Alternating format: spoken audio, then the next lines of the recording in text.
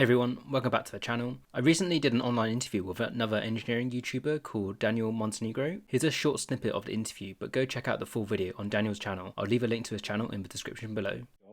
Any opportunity you can get to go on to a construction site, like take it. It's so valuable, that experience, to physically see stuff going on.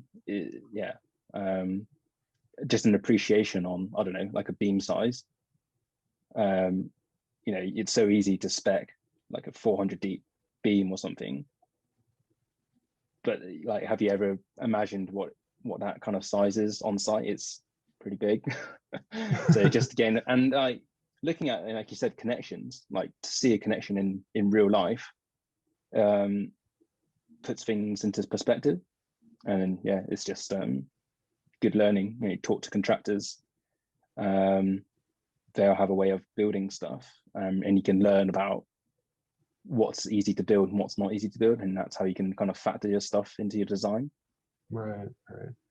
Yeah, sometimes like what looks good on paper sometimes isn't very practical. Like out in the field, it doesn't like really make sense.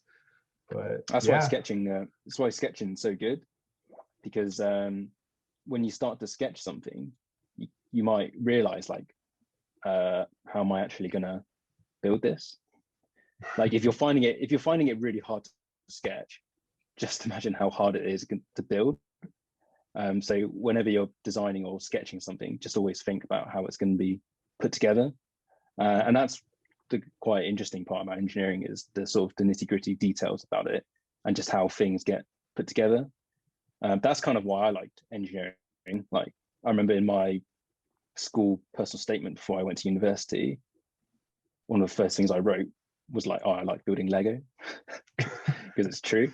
And I actually got asked to take that out, which is fair enough. But oh no, it is true. I liked Lego, liked how things got put together. So yeah, that was. So what made you decide to make videos?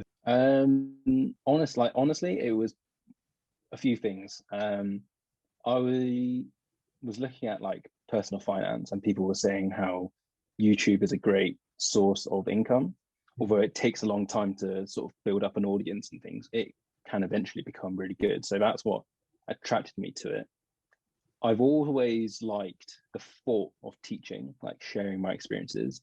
I am a terrible teacher, like one-to-one teacher. I'm really bad. I can't, because I'm really impatient. I just can't sit down with someone and like go through like a worked example or something, like step by step for like an hour or 2 hours. I just can't do that.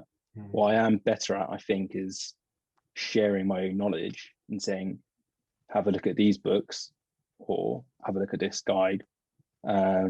These are the kind of steps you should maybe consider following. This is what I've done previously, and help them that way instead. So it's just like kind of a different way of helping rather than teaching them, like sat down with them. And I thought YouTube was just a great way for me to do that. And so far, I think it's been reasonably well received. Some of the stuff which I put out. So yeah, we'll just wait and see how it kicks off, really.